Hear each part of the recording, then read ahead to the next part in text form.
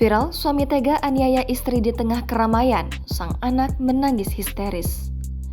Dalam rekaman video yang viral pada Minggu 6 November hari ini, sang suami berjaket terlihat marah dan menonjok istrinya sebanyak 3 kali. Sang istri yang saat itu sedang menggandeng anaknya terdorong mundur ke tembok. Sedangkan sang anak menangis histeris. Aksi itu dilihat sejumlah warga, beberapa warga terlihat sedikit berusaha melerai pria itu.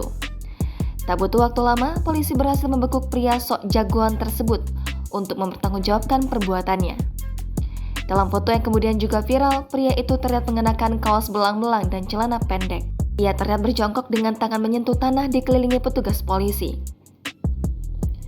Mengonfirmasi video viral tersebut, Kasat Reskrim Polres Depok AKBP Yogen Heroes mengatakan bahwa pelaku merupakan suami dari wanita tersebut. Yogen mengatakan pelaku saat ini telah ditangkap oleh polisi dan tengah menjalani proses pemeriksaan. Kendati demikian, Yogen belum bisa menjelaskan lebih jauh terkait peristiwa itu lantaran proses pemeriksaan masih bergulir. Di sisi lain, polisi juga masih menunggu laporan dari korban atau istri pelaku. Sebab hingga kini, korban belum juga membuat laporan atas peristiwa pemukulan oleh suaminya itu. Jangan lupa subscribe, share, komen, dan like ya!